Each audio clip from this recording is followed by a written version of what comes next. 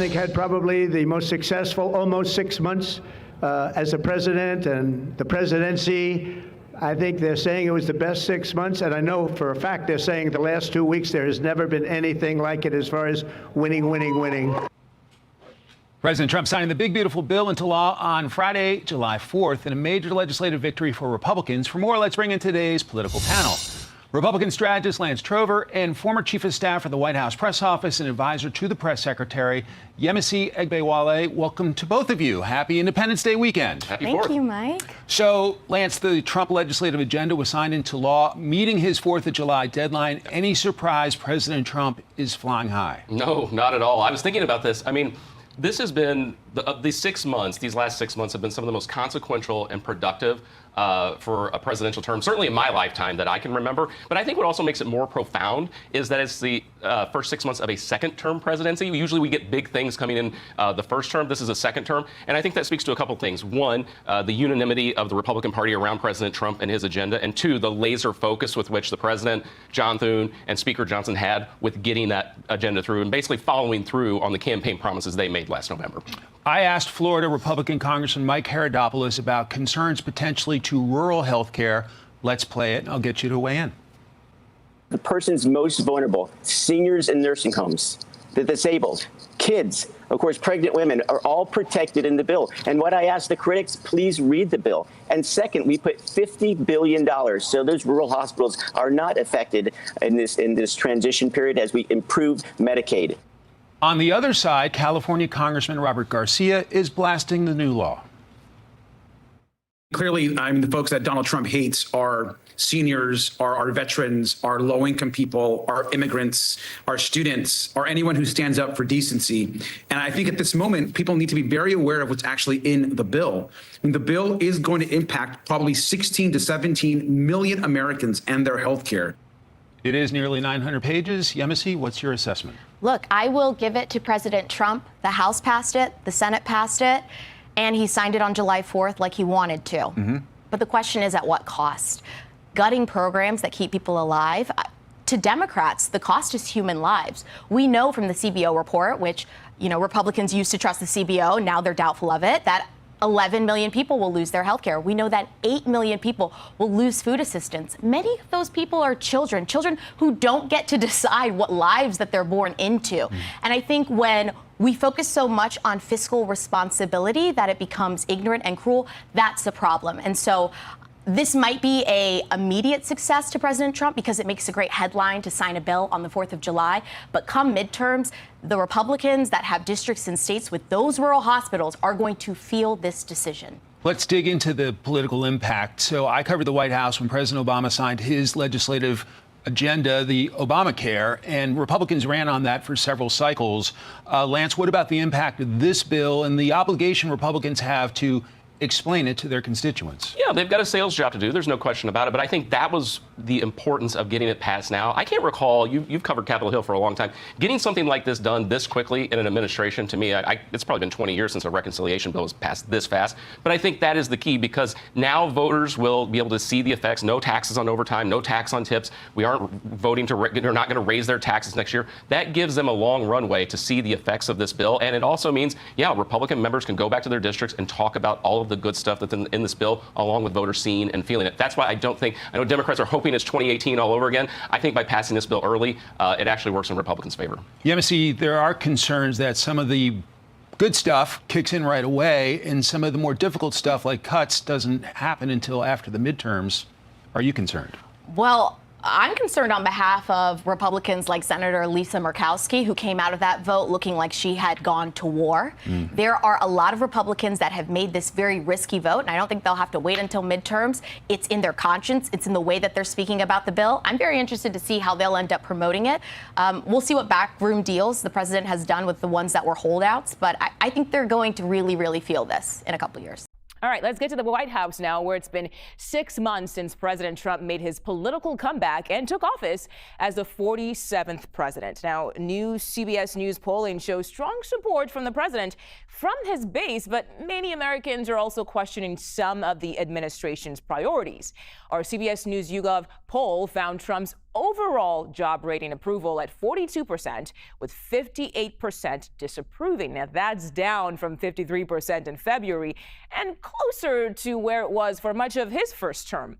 Support for a key part of Trump's domestic policy is slipping as Americans voice concerns about who is getting caught up in a ramped-up immigration crackdown.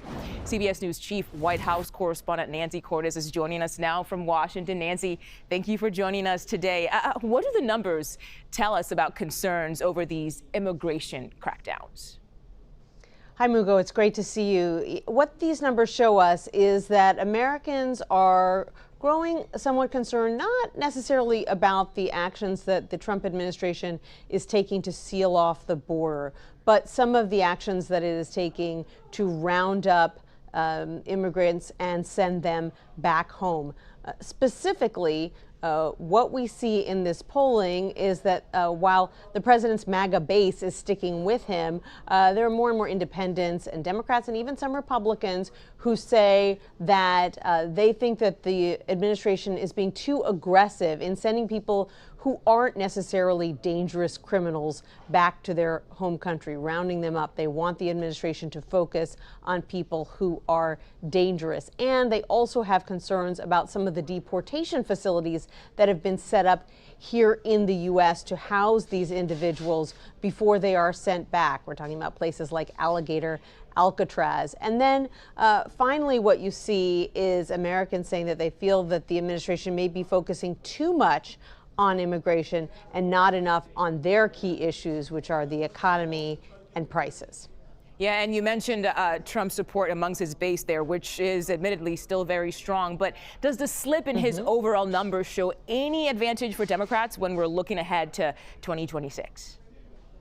Sure, it could, especially if the numbers stay that way heading into the midterm elections. The popularity of the president always has a bearing on how his party does in midterm elections. And the bottom line is that we see in this polling that people still care a lot about the economy and about prices, as they always do. And so what it's most likely going to come down to, Mugo, is even if this polling shows that people aren't big fans, for example, of tariffs, if their bank accounts look pretty good a year from now, then maybe they're going to feel differently about tariffs. That is the number one issue.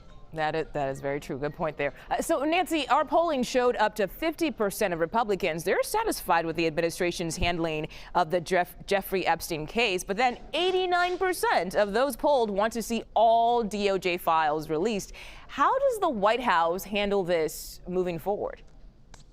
Right. So interesting, right? On one hand, you've got MAGA Republicans saying we support the president, what he's doing when it comes to Jeffrey Epstein and those files. On the other hand, they're saying, but get them all out there. We don't feel like we have enough information. And so it appears that the administration's getting something of a grace period with the base right now. But they're getting a very clear message that that base wants to see these files released, if at all possible. We'll see if that ever happens. CBS News Chief White House correspondent Nancy Cordes, thank you so much for your time today. President Trump is marking 6 months in his second term. So far, border crossings are at a historic low, and he signed the big, beautiful bill and its massive tax cuts into law. Around the globe, his tariff plan has brought in over $100 billion in revenue, and his administration has secured the release of American hostages and prisoners being held in places like Gaza, Russia, and Venezuela. Finally, his DOJ has saved Americans an estimated $190 billion. Here to discuss it, Fox News contributor Mary Catherine Ham. Mary Catherine, I mean, 6 months, even just one of those things would be notable. Yeah, I would also add the bombing of the Fordow facility in Iran. I mean, these are incredible things happening. The One Big Beautiful Bill was passed by Congress with a small margin before a deadline. Like, they didn't actually have to extend those tax rates until December of this year, and they did it 6 months early, which is something that has not happened, like, I don't know, in my lifetime, at least not in recent memory. So it has been a very active time. The executive orders are very important. Getting men out of women's sports is a huge shift in how we were doing things, and I do want to commend him for the plastic straws. Bring them back, baby. Yeah, I tell you, when I was reading that news headline here, it's just that plastic straws affects everybody. But, you know, it also affects people at places like The gas prices, $3.14 per gallon, 10% decrease from last year. Retail sales increasing a little bit. Inflation still under 3%. International financial agreements, $2 trillion investment. President Trump talks about it all the time. And of course, the tariffs, $100 billion in duty collections. So say what you will about those tariffs, it's bringing in revenue. These are things that affect Americans' everyday lives. Yeah, and I think at times I've been concerned about the tariffs and will probably continue to be about uncertainty and exactly what the plan is and how that works for businesses. However, the numbers have been really quite good. Inflation has been ticking down. That's what matters to people. If they don't continue to see improvement, obviously that will matter in the coming year. But I do think that this has been a pretty good 6 months and a phenomenal 6 months when you talk about actual accomplishments he's putting on paper. Okay, meanwhile, the Democrats, Mary Catherine Ham, are apparently leaderless. They don't have a message. They're endorsing a self-avowed socialist for mayor, Zoran Mamdani, here in New York. And the New York Times says that the DNC is going to do an audit. You see here the headline, the autopsy is described as avoiding the likeliest cause of death. In it, they write, the audit, which the committee is calling an after-action review, is expected to avoid the questions of whether former President Biden should have run for re-election in the first place, whether he should have exited the race earlier than he did, and whether former Vice President Kamala Harris was the right choice to replace him. According to the people briefed on the process so far, the article goes on to compare this to going to a steakhouse to do a review and reviewing the salad. What do you make of this?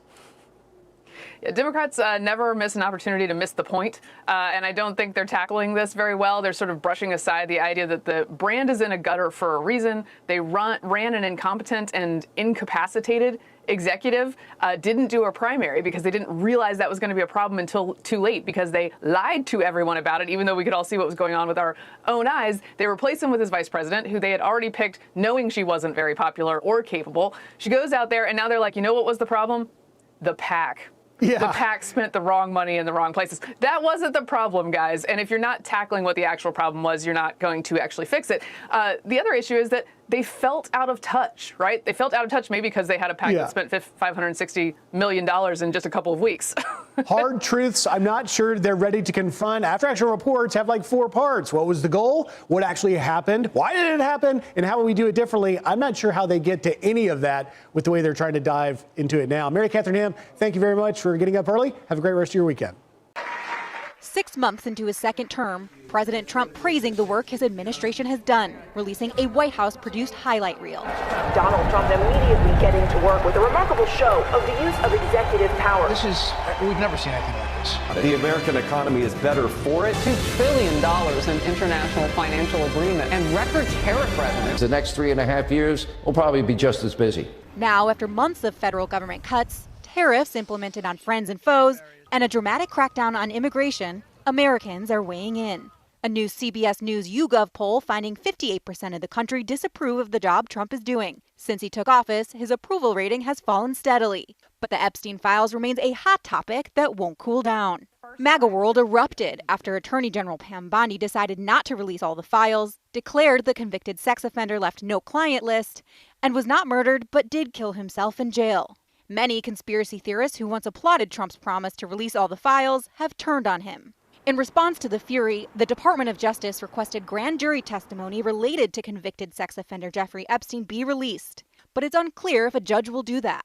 Epstein lawyer Alan Dershowitz gave his opinion on Fox News. The information that hasn't been requested is going to be far more informative and far more relevant than the grand jury information. But Trump supporters not satisfied. A new Reuters Ipsos poll shows 69% of Americans believe the federal government is hiding details about Epstein's clients, including 62% of Republicans. While the administration tries to move away from the Epstein controversy, Democrats here on Capitol Hill doing all they can to keep the issue in the spotlight, with one lawmaker even filing a bipartisan resolution to force the release of all the files. Trump just marked 6 months into his second term, and if you only watch Fox News, you'd think we're living in some kind of MAGA utopia. They're calling it historic, celebrating his signing of the Big Beautiful Bill, touting tax cuts, immigration crackdowns, tariff revenue, and even the return of plastic straws as monumental victories. But let's get real.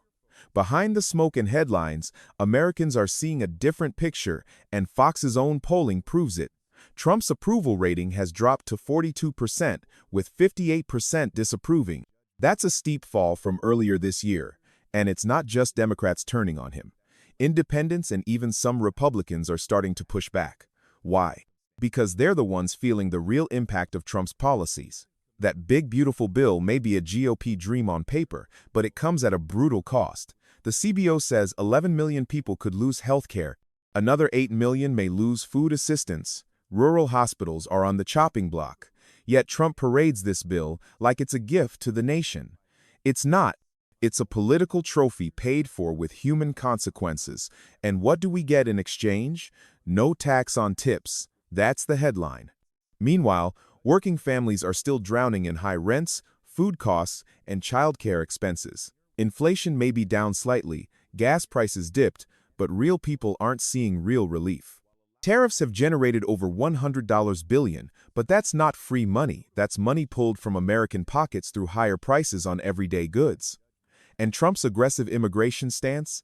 Polls show growing discomfort, not just with border enforcement, but with the sweeping roundups of immigrants who've lived here peacefully for years. This isn't national security, it's political theater. It's optics for the base. Speaking of which, that base is starting to show cracks. Trump's failure to deliver on transparency around the Epstein files is blowing back. A recent poll shows 69% of Americans believe the government is hiding Epstein's client list, including 62% of Republicans. The MAGA crowd wanted disclosure. Instead, they're getting dodges, delays, and silence. Even loyalists are calling it a betrayal. And when confronted with slipping poll numbers, what does Trump do? He attacks Fox News, calls their polling fake, claims betrayal. He's not defending policy, he's defending his ego. That's not leadership, that's desperation. And it gets worse. Democrats are pushing for full Epstein file disclosure while the Trump DOJ stalls. Independents are tuning out. The broader public is waking up to the gap between Trump's grandstanding and the real-life effects of his presidency. And even Fox, as loyal as they've been, can't cover the cracks forever. This isn't the strongest presidency, it's the loudest. It thrives on chaos, distraction, and deflection. So here's the question. After 6 months of headlines, hype, and hollow victories, are we any better off? Or are we just living through another season of the same old Trump show, louder, meaner, and more disconnected than ever? Drop your thoughts in the comments, like if you see through the noise, and subscribe, we're just getting started.